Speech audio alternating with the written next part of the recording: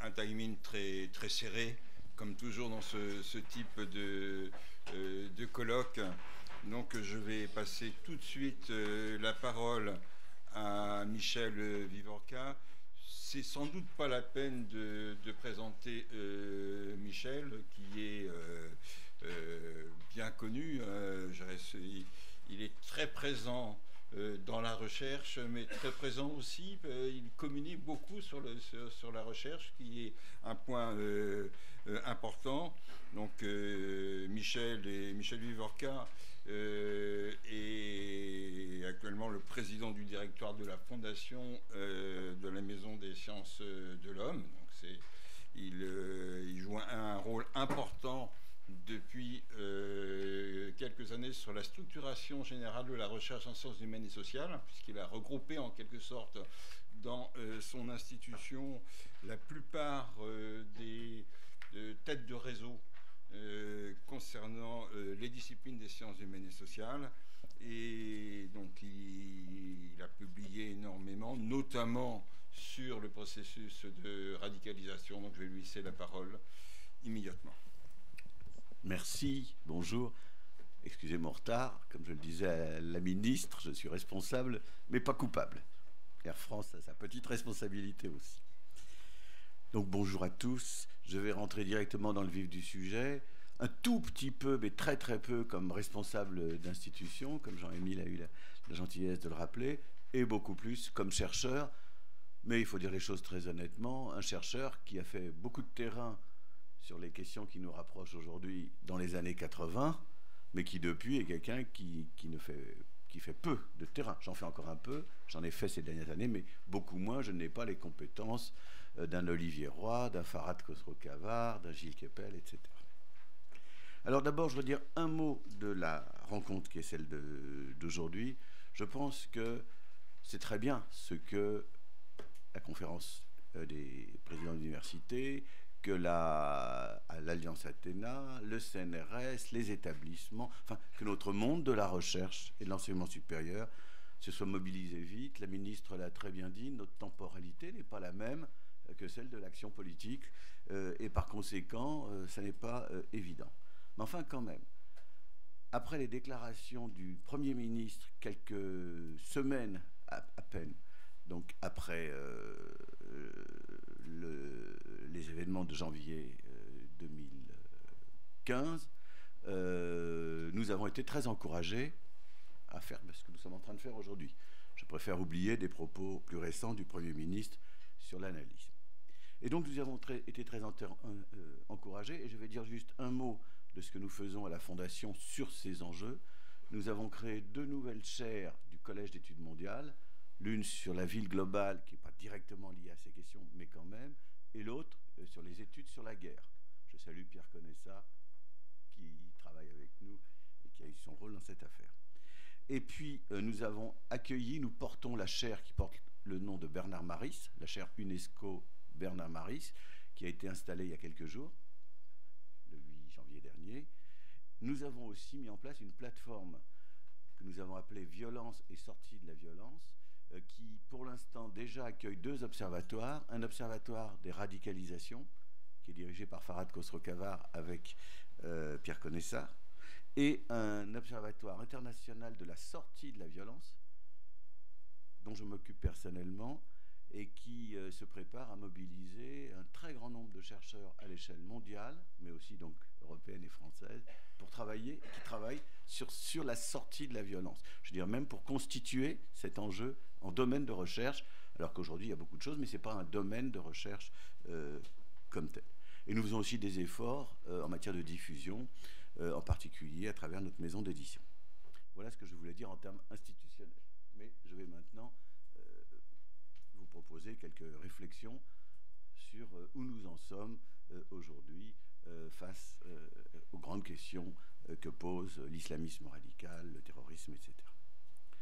Première remarque que je voudrais faire, plus nous avançons dans la connaissance des auteurs des tueries récentes, et plus il nous faut, sinon réviser nos idées, en tout cas les plus simples, du moins en tout cas réfléchir à nouveau frais, y compris sur nos catégories d'analyse.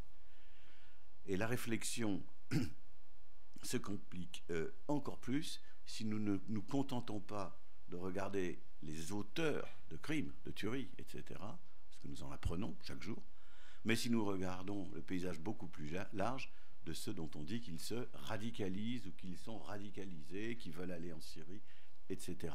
J'ajoute que le mot radicalisation n'est pas le meilleur qui soit et qu'il faudrait peut-être aussi réfléchir à notre vocabulaire. La recherche n'est pas obligée de coller aux catégories institutionnelles ou médiatiques. Alors le plus évident, me semble-t-il, c'est que nous devons éviter deux écueils principaux. Je le dis très vite. Le premier écueil, on pourrait l'appeler le sociologisme, c'est-à-dire l'idée qu'on peut apporter une explication sociologique claire, nette.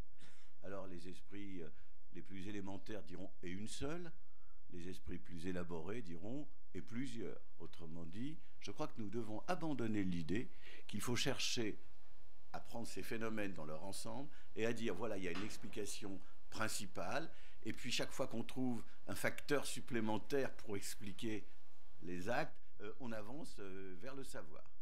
Je crois que ça ne suffit pas, et j'ajouterais d'ailleurs que c'est une tendance très très générale de nos disciplines, des sciences humaines et sociales, aujourd'hui, que de résister à ce type de déterminisme et à cette façon même de poser les problèmes. On ne peut pas dire que la radicalisation ou le terrorisme contemporain s'explique par une cause ou même un ensemble de causes qui seraient les mêmes. Je crois qu'on est très très vite démenti par les connaissances empiriques. Et puis le deuxième écueil, c'est ce qu'on pourrait appeler la naturalisation des conduites sociales. C'est-à-dire, puisqu'on ne peut pas apporter une explication sociologique claire et simple, bon, peut-être qu'on a affaire à des gens qui relèvent de la psychiatrie, de la médecine, de la folie, enfin, etc. Alors ça peut prendre des allures extrêmes, hein. À la limite, ce serait génétique et inscrit, vous comprenez, dans l'ADN des tueurs, ou sinon aussi un psychologisme, excusez mon jargon, extrême, peut-être dangereux. Mais c'est vrai qu'il faut faire de la sociologie, qu'il faut faire de la psychologie. C'est ça, évidemment, la difficulté. Mais pas de façon trop simple ou trop élémentaire. J'y reviendrai dans un instant. Le deuxième phénomène sur lequel je voudrais insister, c'est que les phénomènes qui nous préoccupent ne sont évidemment pas seulement français, ni même seulement propres à quelques pays européens. Regardez ce que nous avons appris dans les médias, hein, des auteurs des tueries en Tunisie. Le Bardo, Sousse, le musée du Bardo, Sousse, etc. Bon. Mais ils ressemblent beaucoup à leurs homologues français. Et on sait très bien que depuis Tunisie en particulier, mais pas seulement, Maroc, etc., des jeunes se radicalisent, exactement comme des jeunes chez nous, et pas seulement, j'y reviendrai, des jeunes pauvres, habitant dans des quartiers excentrés, etc. Et s'il s'agit de l'Europe, eh bien, il faut aussi ajouter autre chose. Bien sûr, nous sommes tentés de produire des analyses dans le cadre de notre propre pays, mais le terrorisme, lui, n'est pas national. Il s'inscrit dans des logiques qui sont vite européennes. On l'a vu, je dirais, bien plus que tout ce qu'on aurait pu imaginer quand on a compris qu'il y avait une sorte d'axe entre Molenbeek et Saint-Denis, par exemple. Et les terroristes circulent, ils sont parfois plus européens que bien des Français, si je peux dire. Et je le dis parce que je crois que nos efforts doivent être articulés, c'est aussi, j'essaie de tirer des leçons très concrètes de ce type de remarques, nos efforts doivent être articulés à ce qui se passe dans d'autres pays que le nôtre. Nous devons tisser sur ces enjeux des liens qui existent déjà, bien sûr, mais les renforcer, des liens européens, des liens avec des chercheurs d'autres pays d'Afrique du Nord, et nous devons participer et plaider pour que la recherche européenne, qui a encore, je dirais, parce que les situations sont parfois un peu difficiles, enfin des gros financements à l'échelle de l'Europe, nous devons y participer davantage. Nos établissements, je peux vous dire, pour siéger à Bruxelles à European Research Council, les Français en sciences humaines essentielles ne sont presque plus là. Ne sont presque plus là. Les universités qui ramassent les boursiers, en quelque sorte, elles sont aux Pays-Bas, elles sont en Angleterre, elles sont... Bon, la France est très loin dans nos disciplines. Eh bien non, nous devons nous européaniser la recherche beaucoup plus. Je le dis trop vite, mais c'est un point capital. La troisième remarque que je voudrais faire, c'est que les trajectoires réelles qui nous préoccupent ne se réduisent pas à des types idéaux trop simples. Au départ, j'ai fait partie de ceux, c'était un tout petit progrès par rapport qu'on pouvait lire au tout départ de ces affaires, j'ai fait partie de ceux qui disaient, à juste titre je pense, il n'y a pas un seul profil, mais il y en a au moins deux. Et aujourd'hui, je crois que tout le monde est à peu près convaincu. C'est-à-dire qu'on peut distinguer, en première instance, deux grands types de tueurs ou de jeunes qui se préparent à tuer. D'un côté, je vais le dire comme ça, des jeunes qui n'ont pas trouvé ou qui ne trouvent pas leur place dans la société, pour des raisons les plus variées, bien sûr. Pour illustrer ce point, je citerai juste, parce que tout ça n'est pas totalement nouveau, ce que disait Kelkal, ce jeune terroriste de 95, donc il y a déjà 20 ans, hein, Kelkal, qui avait été interviewé, vive les sciences sociales, 2, 3 ou 4 ans, je ne sais plus exactement, avant son passage au terrorisme, par un collègue sociologue allemand qui faisait sa thèse sur les banlieues lyonnaises, sur les jeunes des banlieues lyonnaises. Donc il était tombé sur ce garçon, il l'avait interviewé, puis 3 ans plus tard, en lisant la presse, il découvre qu'il avait de l'or, si j'ose dire. Il s'est d'ailleurs posé des questions déontologiques, est-ce que j'ai le droit de publier ou pas un entretien que j'ai fait dans d'autres circonstances. Mais enfin, il a publié dans Le Monde l'entretien avec Kelkal, je vous le recommande, avec 20 ans de retard, aujourd'hui encore. Le nom du chercheur allemand que je connais bien, mais il m'échappe, il me reviendra peut-être d'ici tout à l'heure. Pardon ? Dietmar Lor, voilà. C'est un document exceptionnel. Et donc, Kelkal, interviewé donc avant d'être allé, un jeune des banlieues lyonnaises, avant d'être allé en Algérie, où il a rencontré ce qu'on appelait à l'époque des Afghans, hein, c'est-à-dire des Algériens qui étaient allés faire combattre ou se préparer à combattre en Afghanistan. Bref, avant, explique qu'il ne trouve pas sa place dans la société française. Et à 2 ou 3 reprises dans l'entretien, il dit « je ne trouvais pas ma place, je n'avais pas d'espace ». Alors c'est un peu ça la première logique, si vous voulez, à laquelle on peut penser, c'est-à-dire, pour le dire vite, je vais utiliser des mots-clés, chacun me comprendra, je pense. Si je vous dis enfants issus de l'immigration, banlieue, petite délinquance, difficulté d'intégration, échec scolaire, famille décomposée, peut-être passage en prison, enfin bref, vous avez une première image d'un profil possible pour ces gens qui vont passer à la violence extrême. Et à partir de là, vous pouvez dire, comme nous l'a rappelé la ministre il y a un instant, on peut incriminer l'école, mais on peut incriminer le travail social, et on peut incriminer les politiques de la ville, et on peut incriminer telle ou telle politique. Ça, c'est un premier schéma. Et puis on a pris conscience progressivement qu'il y avait une deuxième logique à l'œuvre, que je présente là encore de façon simplifiée et caricaturale, non pas des jeunes qui disent « je n'ai pas ma place », mais des jeunes qui disent « ma vie n'a pas de sens ». Il faut que je lui donne un sens. Ce n'est pas du tout la même chose. Alors on a vu ces cas extrêmes de jeunes garçons d'une famille catholique en Normandie, venu d'un village de Normandie, je crois, couper des têtes, enfin de ce genre d'horreur. Et on a découvert ou pris conscience du fait qu'un certain nombre de jeunes filles qui n'avaient rien à voir avec l'immigration, rien à voir avec les quartiers dits difficiles, etc., de familles plus ou moins aisées, enfin bref, se retrouvaient également dans ces affaires. Et donc, on a même vu d'ailleurs qu'on pouvait s'auto-radicaliser.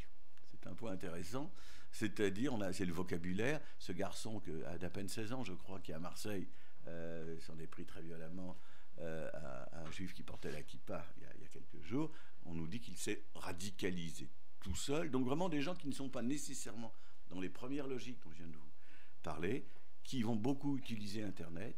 Il y a dans cette deuxième logique très souvent un certain romantisme, la recherche de réponse à des attentes existentielles, pour certains, des jeunes filles en particulier, le désir de faire un voyage initiatique, ce genre de choses. Bon. Et donc ici, on n'est pas dans immigration, banlieue, pauvreté extrême, etc. Ni même d'ailleurs famille monoparentale. On est peut-être plus, comme l'explique Khosrow Cavard, dans des familles recomposées que dans des familles monoparentales. Enfin, la logique est très différente. Donc, première logique, je n'ai pas d'espace. Deuxième logique, je veux donner un sens à mon existence. C'est pas la même chose. Et donc au départ, ça facilite déjà un début d'analyse de distinguer ça. Mais plus on y regarde de près, moins ça suffit. Parce qu'il y a bien des cas concrets où tout se mélange. Et il faut donc être très prudent. Très prudent. Et pour commencer à réfléchir au fait que tout se mélange, il faut peut-être partir d'autres façons de réfléchir. je suis très frappé du fait que, quels que soient les auteurs qui nous intéressent, quand on introduit l'idée que ça a quelque chose à voir avec la montée de l'individualisme dans notre société, on commence à apporter des éclairages un peu autres. J'étais il y a quelques jours avec Louise Aquies qui mène une de ses expériences de déradicalisation en prison, à Fleury-Mérogis. J'en dirai un mot un tout petit peu plus précis dans un instant. C'est très intéressant. Avec d'autres, elle va en prison, elle rencontre des jeunes qui reviennent de Syrie, qui n'ont pas encore été jugés pour ce que j'ai pu voir moi avec elle, et elle discute avec eux. Elle les fait parler, et pour les aider à parler, elle invite dans un premier temps d'autres personnes qu'elle-même pour discuter avec eux. C'est pour ça que j'ai eu la chance de pouvoir passer une après-midi à Fleury-Mérogis. J'ai été invité à venir discuter avec ces gens. Et ce qui m'a le plus étonné, je vais vous dire, c'est que certains d'entre eux, pas tous, sont très soucieux de leur look. C'est les chaussures. Moi, je ne suis pas un grand spécialiste de la mode, de la culture juvénile. Mais enfin, à l'évidence, très soucieux de leurs chaussures, de leurs pantalons, de survêtements, etc., de leurs blousons. Et donc, ça m'a rappelé d'autres choses, bien sûr. Ils sont très soucieux d'exister comme individus. Je me suis souvenu aussi de l'épisode Mohamed Merah, avec une caméra GoPro pour se donner à voir. Très soucieux, lui aussi, de sa personne et de l'image. Bon. Et je fais un parallèle avec ce que l'on sait aujourd'hui, des gens qui font des school shootings aux États-Unis en particulier, mais pas seulement. Des jeunes qui, il y a un livre très bien de Nathalie Patton qui explique ça, des jeunes qui sont mus par l'individualisme et qui veulent exister à l'échelle de la planète, alors qu'ils ont le sentiment de ne pas avoir existé jusque-là. Eh bien, premièrement, l'individualisme fonctionne pour tous, plus ou moins. Mais vous allez me dire, c'est une cause collective. Eh bien, c'est ça qui est intéressant. C'est à partir de choix individuels et poussés par un certain individualisme qu'un certain nombre de jeunes se mobilisent. Et donc, j'ajoute donc ce que je vous disais il y a un instant, parmi les auteurs de ces tueries ou ceux qui s'y préparent, il y a des gens qui sont, par exemple, venus des quartiers populaires et d'autres qui n'en viennent pas, des gens qui sont immigrés, mais parmi ceux qui sont venus des quartiers populaires, immigrés, etc., il y en a qui sont plus ou moins intégrés, qui ont même une famille, Bon, autrement dit, l'image du déterminisme sociologique extrême que j'évoquais tout à l'heure, il faut vraiment s'en débarrasser, parce que vous pouvez très bien avoir un jeune comme ça, qui donne un sens collectif à une expérience, qui est bien né dans ces quartiers difficiles, mais où lui-même n'était pas spécialement interdit d'intégration, pour le dire comme ça. Alors c'est très important, ce que je suis en train de vous dire, pour ceux qui se préoccupent de déradicalisation. Pourquoi ? Parce que si la radicalisation a quelque chose à voir avec l'individualisme d'un côté, et qu'en même temps c'est un phénomène collectif, les loups solitaires, il n'y en a pas beaucoup. On nous avait même dit que Mohamed Merah était un loup solitaire au départ. Un an ou deux après, on a commencé à comprendre que ce n'était pas tout à fait ça. Donc il faut se méfier de ce genre de formule trop rapide. Toujours est-il que si on veut déradicaliser, il faut savoir qu'on a affaire à des phénomènes à la fois individuels et collectifs, puisque le sens est proposé ailleurs, l'organisation est proposée ailleurs, alors que le point de départ, il est dans « je voudrais avoir une place dans cette société, où je voudrais donner du sens à mon existence ».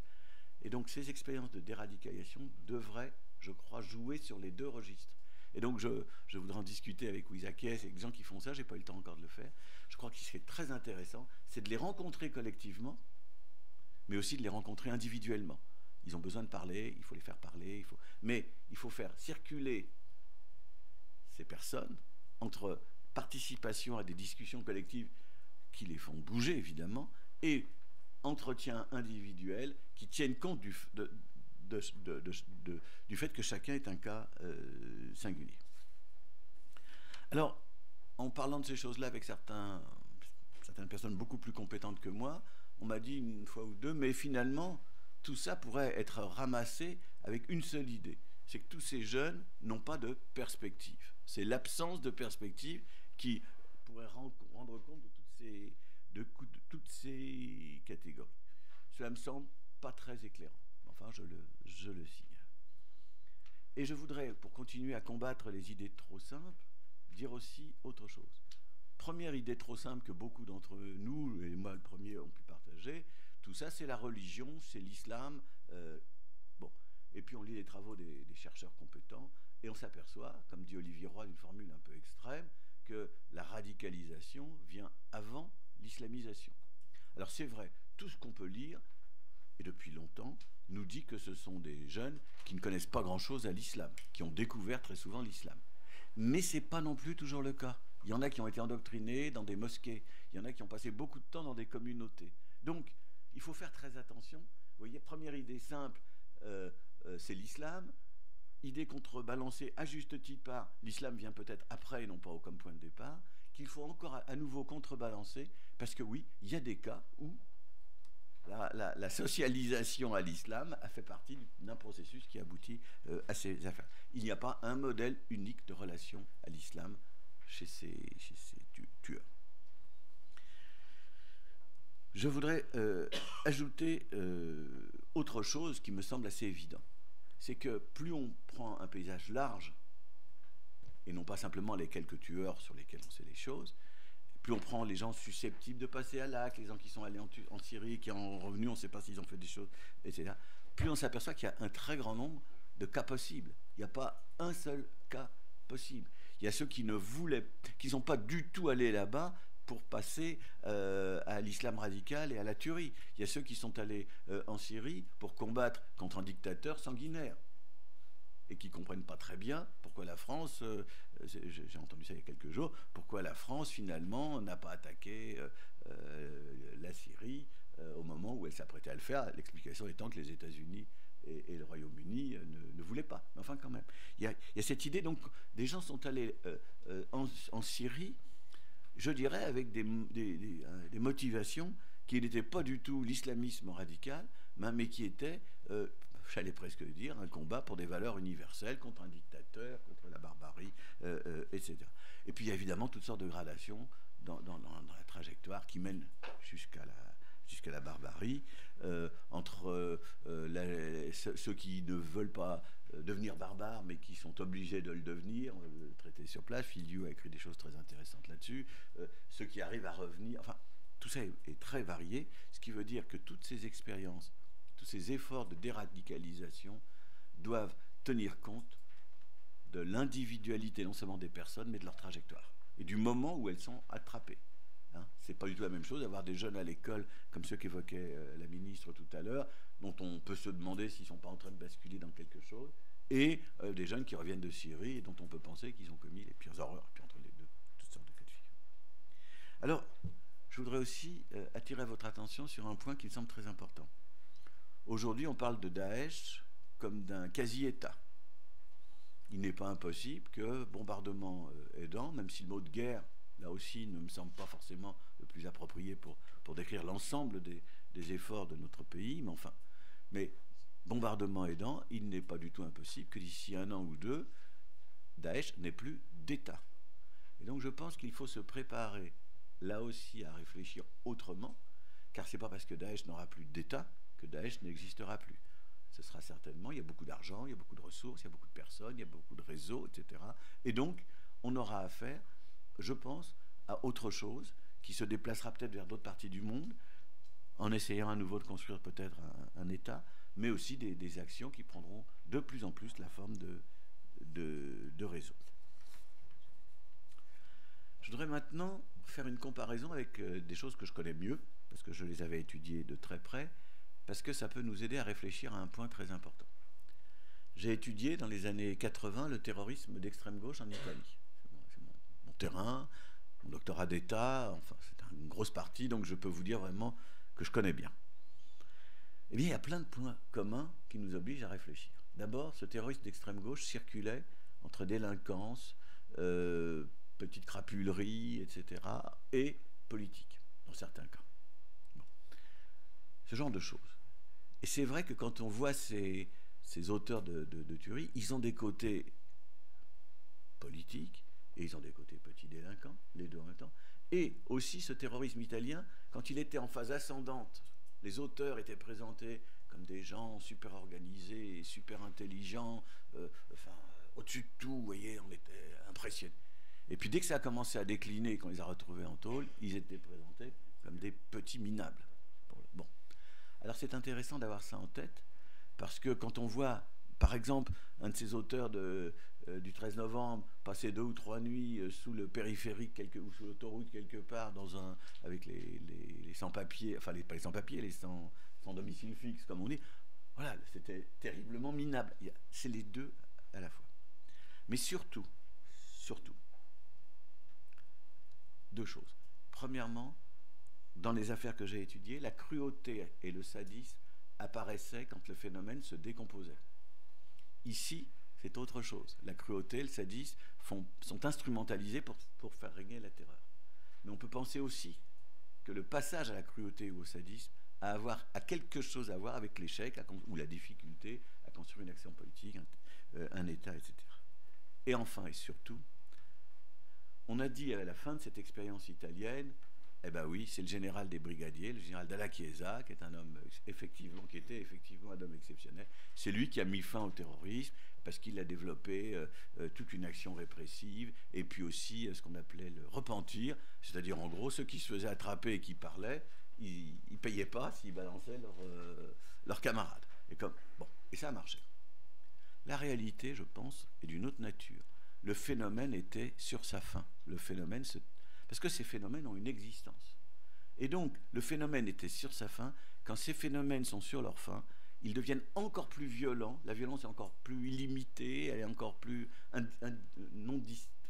ne distingue plus ses cibles. Le discours, s'il y en a un, devient une logorrhée de moins en moins compréhensible. Et puis, ça prend un côté tellement délirant que plus personne ne se reconnaît dans l'action terroriste et qu'à ce moment-là, ça ne recrute plus. Et quand ça ne recrute plus, ça s'éteint. Alors pourquoi je dis ça? Parce que je crains que nous soyons loin de ce moment. Et c'est ça la grande question pour moi. Je crains que nous soyons loin du moment où ce mouvement qui fabrique, faute d'espace pour les uns, faute de sens pour d'autres, faute de perspective, on peut le dire de mille et une façons, mais je crains que ce mouvement ne soit pas en train de retomber, si on voit ce qui se passe actuellement en France, et que par conséquent, nous devons vraiment réfléchir à ce qu'il faut faire très en amont du terrorisme pour, pousser ce mouvement dans ses logiques les plus extrêmes de façon à ce qu'il se perde en ayant fait, on l'espère, le moins de dégâts possible. Je ne sais pas si je vous dis les choses clairement, mais aujourd'hui, quand je vois l'évolution de la société française, je la trouve catastrophique. Parce que ce qui est quête de sens, ce qui est ouvrir des espaces à des gens qui n'en ont pas, ce genre de choses, je crois qu'aujourd'hui, nous ne le faisons pas suffisamment. Et donc, il y a vraiment des problèmes de fond, non pas pour réprimer, arrêter ça, mais pour éteindre des processus qui taraudent notre société très, très en profondeur et qui, en plus, comme je l'ai dit, ne sont pas seulement français, mais sont européens, sont globaux. Voilà ce que je voulais dire. Je termine, encore une phrase ou deux, il me semble que et là je reviens à nos responsabilités comme chercheurs, oui, il faut essayer d'adapter les temporalités et de façon plus générale les cultures du monde de la recherche et du monde de l'action sur ces enjeux-là. Ça ne veut pas dire que les chercheurs doivent se transformer en acteurs politiques, non, mais ça veut dire qu'il faut apprendre à travailler beaucoup plus ensemble. Je fais un tout petit effort, celui que je peux faire moi dans l'institution dont je m'occupe. On a créé un séminaire dans lequel on fait venir des chercheurs et des acteurs, justement pour créer l'interconnaissance. Ça me semble très important de développer les lieux. Il y a un endroit où ça se fait très bien, mais ce n'est pas exactement notre affaire. C'est l'IHEDN.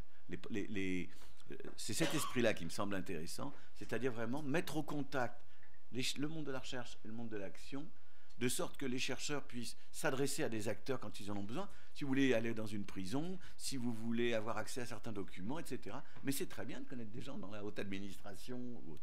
Et que d'un autre côté, lorsque les décideurs doivent prendre une décision, qu'ils sachent où s'informer, avec qui parler, avec qui discuter, qu'est-ce qu'il faut lire, etc.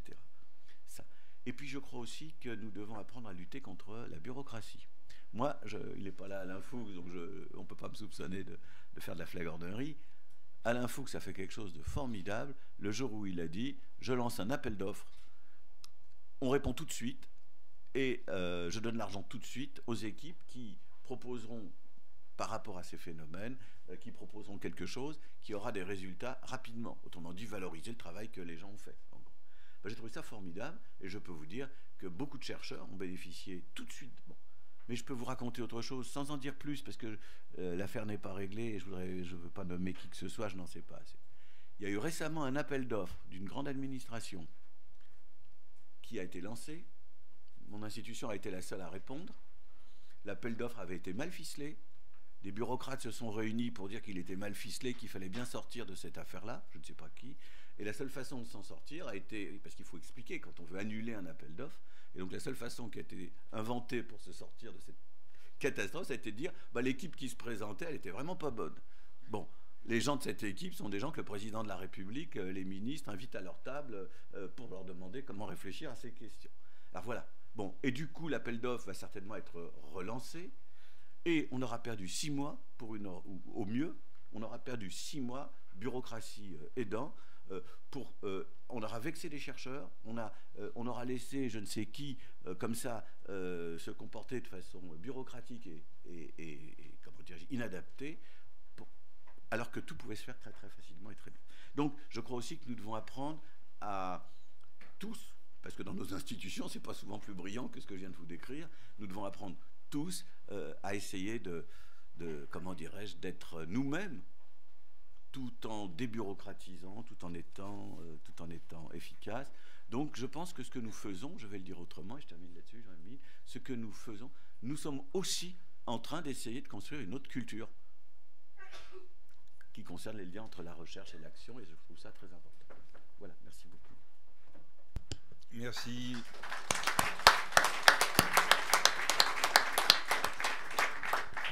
Merci Michel pour à la fois ce discours très éloigné des débats médiatiques sur le sujet et également sur ce point de vue très éclairé très pragmatique sur comment on peut booster un petit peu la recherche sur les domaines. Compte tenu du timing, on ne va pas poser de questions à la suite des exposés liminaires. Il y aura du temps pour le débat au sein des 2 tables rondes. On pourra revenir sur des sujets qui auront été abordés en amont. Je préviens tout de suite aussi que Michel Vivorca partira avant la fin de matinée. Ce ne sera pas du tout parce qu'il est fâché par ce qu'il entend, mais uniquement parce qu'il a des obligations par ailleurs. C'est un séminaire assuré. Je pense qu'un enseignant doit assurer ses obligations d'enseignement. Voilà. Donc je vais passer tout de suite la parole à Alain.